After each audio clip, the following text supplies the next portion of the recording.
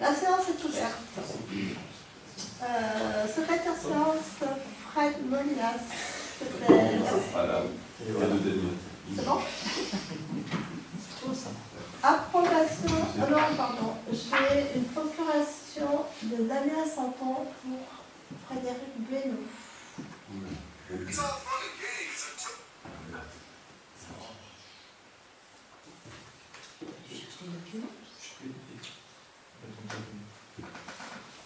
Approbation du compte rendu de la réunion du 9 septembre 2022.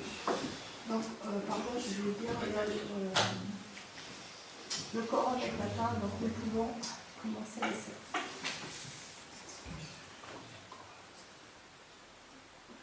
Est-ce qu'il y a des observations, des contre? Merci. Le compte rendu du 9 septembre n'est pas publié.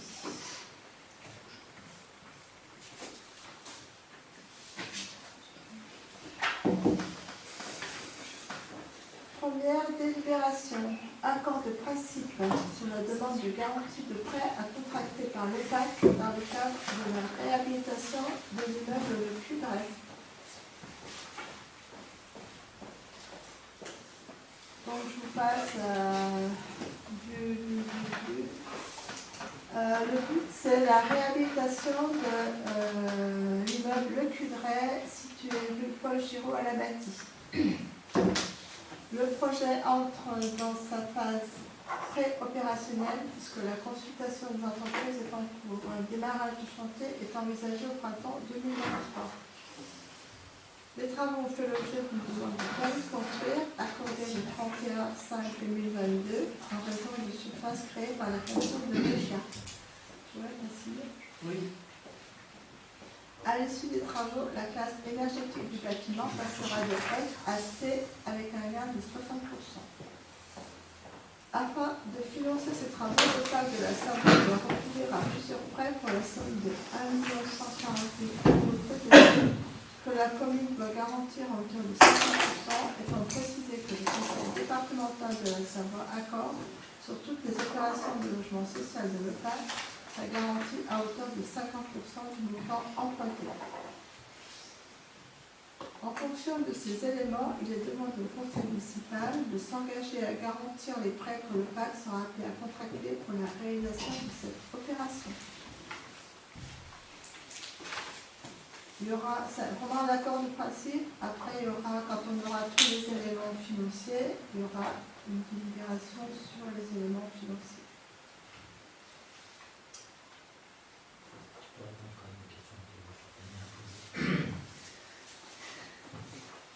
De Damien.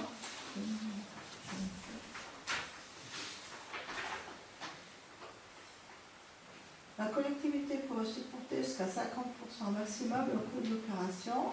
Les 50% sont bloqués dans les textes, mais est-ce que ça peut être moins que cela? Non. Les OPAC sont garantis, les prêts OPAC sont garantis 50% par le département, 50% par la commune sur laquelle se trouve le bâtiment. En demandant au cautionnaire de combien s'implique la capacité d'emprunt de la commune, ça n'impacte pas la capacité d'emprunt de la commune. Les établissements publics comme le PAC peuvent solliciter d'autres cautionnaires que la commune? Non. Enfin, oui, le département, les collectivités publiques, le département et commune, dans le cadre de l'action public du département pour les logements sociaux. Ces 50% nous font-ils atteindre le plafond de 50% des recettes de fonctionnement? Dans le cadre des cautions, ce n'est pas ce qu'on regarde. Voilà. Caution pour le PAC. Oui. Est-ce qu'il y a d'autres questions? Est-ce qu'il y a des abstentions? Oui, pour Damien. Oui, pour Damien. Est-ce qu'il y a des contre? La délibération est adoptée.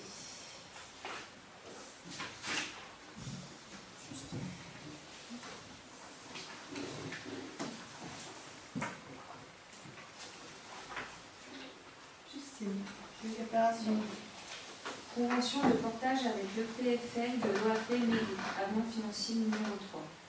Il est rappelé que par délibération en date du 30 octobre 2017, le conseil municipal avait autorisé le maire à signer une convention d'intervention et de portage foncier avec le PFL, établissement public foncier local, de la Savoie pour l'acquisition de la maison Villa, place de la mairie, dans le cadre du futur aménagement de l'OAP de la mairie prévu dans le PLU. Ce dispositif vise à permettre aux communes de ne pas obérer leurs finances en confiant momentanément le portage financier des biens à l'EPFL dans l'attente que ceux-ci soient négociés et revendus à un opérateur privé pour une opération de logement. À ce jour, aucune négociation n'étant intervenue, l'EPFL continue à porter cette acquisition dont le coût total est remboursé par la commune par annuité constante sur une durée de 10 ans. En date du 6 novembre 2020, le conseil municipal de la Bâtie a approuvé l'avenant financier numéro 1 à la convention de portage signée entre la commune et l'EPFL de la Savoie le 6 novembre 2017 relative à l'acquisition de la maison Villa. En date du 17 septembre 2021, le conseil municipal de la Bâtie a approuvé l'avenant financier numéro 2 à cette convention de portage. L'EPFL a adressé le 7 septembre 2022 un avenant numéro 3 qui vise à informer la commune de l'actualisation du montant restant dû à la date du 29 août 2022 ainsi que du tableau d'amortissement correspondant dont les annuités s'élèvent à 19 583,46 € jusqu'en 2027. Il est demandé au conseil municipal d'autoriser Madame le maire à signer l'avenant financier numéro 3 à la convention de portage signée entre la commune et l'EPFL de la Savoie le 6 novembre 2017 relative à l'acquisition de la maison Villa, dont l'axe principal d'intervention de l'EPFL retenu pour cette opération est le logement. Donc en fait, comme on l'avait dit déjà l'an dernier, chaque année il y aura cet avenant financier jusqu'à la fin et ça annualise à chaque fois la situation à l'instant T. Est-ce qu'il y a des questions? Des abstentions? Des comptes? Adopté. Transport scolaire. Donc, par délibération du conseil communautaire de la Chorale en date du 11 février 2016, qui a approuvé la refacturation des prestations de transport scolaire primaire assurées par Arlisère pour l'année scolaire 2014-2015 à la commune, soit 18 594,34 €, donc ce qui correspondait au transport du matin et du soir, et 10 554,85 € pour le transport de la pause méridienne.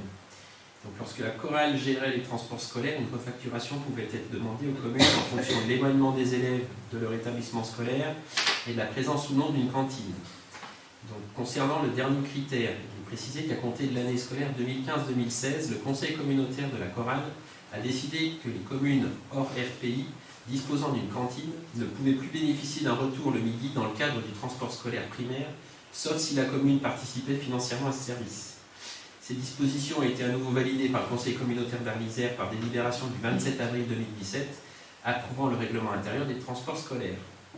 Dans ce cadre, la commune de la Bâtie avait fait savoir qu'elle désirait maintenir cette prestation.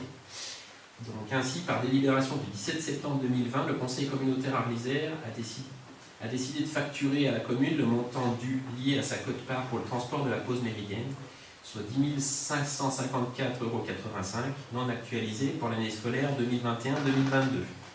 Donc il est précisé que depuis 2015-2016, les communes ne supportent plus d'une part le coût initial lié au transport du matin et du soir, et d'autre part le coût du transport urbain, ceci étant intégralement pris en charge par l'agglomération. Le conseil municipal est appelé à autoriser Madame le maire à mandater la somme de 10 554,85 € au profit de la communauté d'agglomération Arlisère afin de solder le compte transport scolaire pause méridienne pour l'année scolaire 2021-2022. Délibération, on a déjà prise 3 fois, je crois. Sauf que là, on a demandé à ce que ce soit fait dans l'année, parce que les dernières fois, on récupérait. On a demandé que ce soit une année à la fois chaque année. Voilà. C'est plus visible budgétairement. Est-ce qu'il y a des questions? Des abstentions? Des contre? Merci. Numéro 4. Vente de la parcelle communale cadastrée F 2610 en partie à M. Raphaël Arnaud. Alors, considérant que les frais d'acte sont à la charge de l'acquéreur, le conseil municipal est informé de la demande formulée par M. Raphaël Arnaud, lequel souhaite se porter acquéreur d'une partie d'une parcelle de terrain communal. Il s'agit de la parcelle située montée du château et cadastrée à la section F sous le numéro 2610 d'une surface cadastrale totale de 175 m² et classée en zone UA au plan local d'urbanisme. M. Raphaël Arnaud souhaite que la parcelle soit divisée afin d'en acquérir 21 m² qui lui sont nécessaires pour pouvoir sortir de sa propriété. Il a donné son accord de principe quant à la prise en charge des frais liés à cette acquisition, frais de bornage, frais notariés. Voilà. Cette demande a été soumise à l'ordre du jour de la commission d'urbanisme lors de sa séance du 13 septembre 2022 et la commission a rendu un avis favorable, moyennant la prise en charge par l'acquéreur des frais de notaire et de géomètre. L'avis du service du domaine sur la valeur vénale du bien rendu le 4 octobre 2022 expose que la valeur vénale actuelle de l'emprise cédée est estimée à 735 €, soit 35 € le mètre carré. La commune étant propriétaire de la parcelle, les frais liés aux documents d'en partage resteront à sa charge.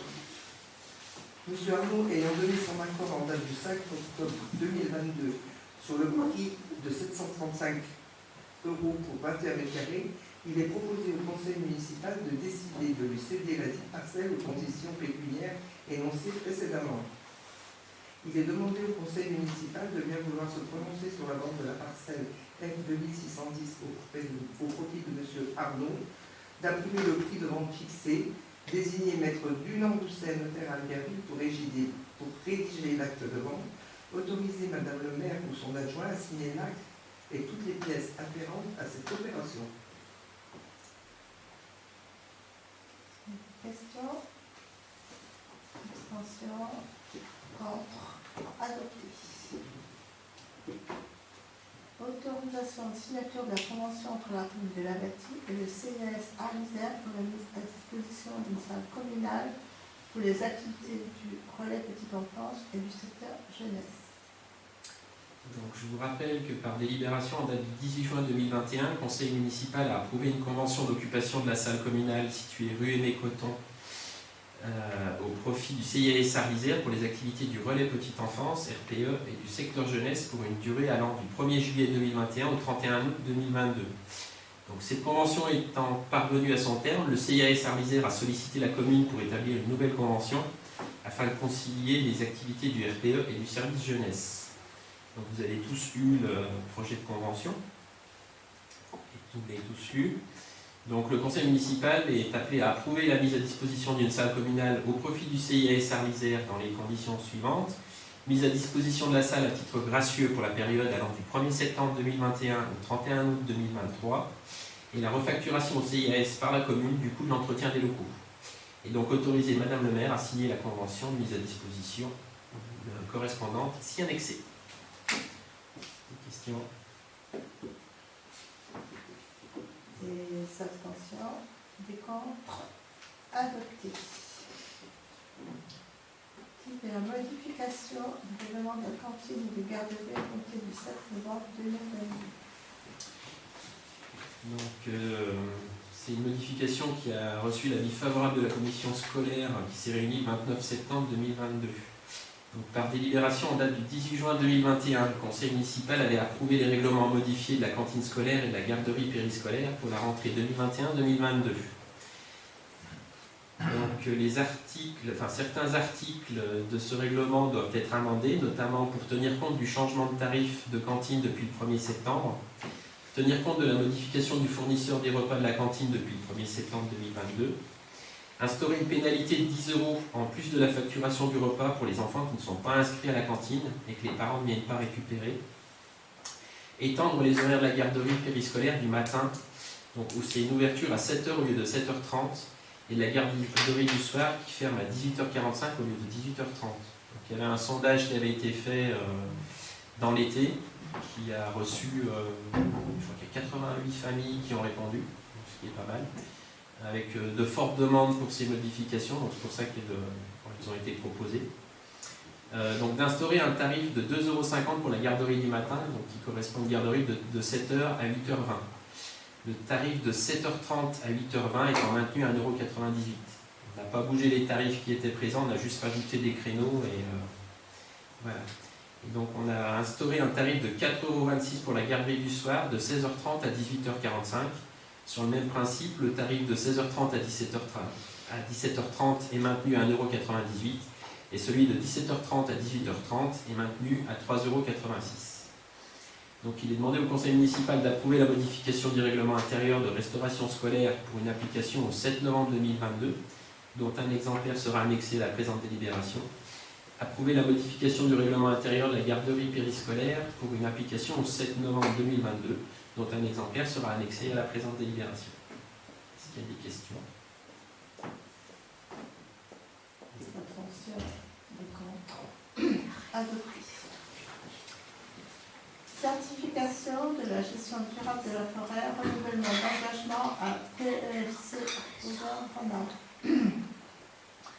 Je rappelle que depuis 2018, la commune de Lavatis s'est engagée dans une démarche de certification PEFC et expose au conseil la nécessité pour la commune de renouveler son adhésion au processus de certification PEFC afin d'apporter aux produits issus de la forêt communale les garanties éventuellement demandées par les industriels et négociants les consommateurs concernant la qualité de la gestion durable. Le maire demande à l'ONF de mettre en œuvre sur le terrain relevant du régime forestier les engagements pris par la collectivité locale, l'engagement à PEFC Auvergne-Rhône-Alpes.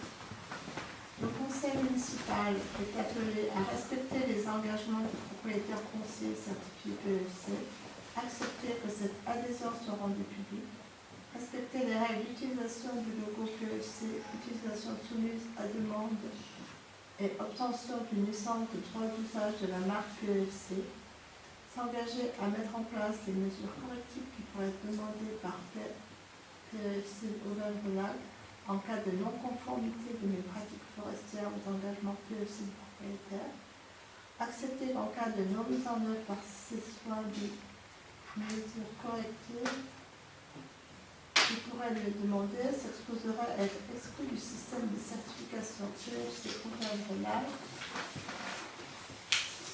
s'engager à respecter les engagements PEFC respectifs à l'exploitation des bois qui seront façonnés et débardés sous la responsabilité de la commune, s'engager à honorer la contribution à PEFC Auvergne-Rhône-Alpes, signaler toute modification concernant les forêts communales engagées dans la démarche PEFC.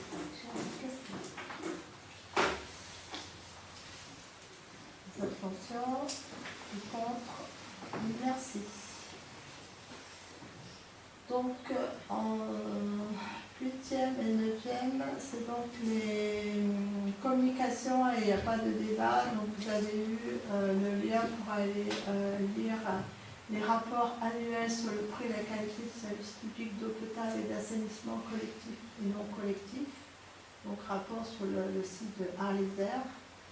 Et le rapport annuel sur le prix et la qualité du service public de collecte et d'évacuation des ordures ménagères, toujours sur le site de Arles-Aires. Donc voilà, c'est juste pour communication. Donc pour toute question éventuelle, soit vous rapprochez des délégués communautaires ou vous rapprochez du service de Arles-Aires. Vous avez eu l'état des délégations confiées. Ils m'ont été confiés par le conseil municipal. Est-ce qu'il y a des questions?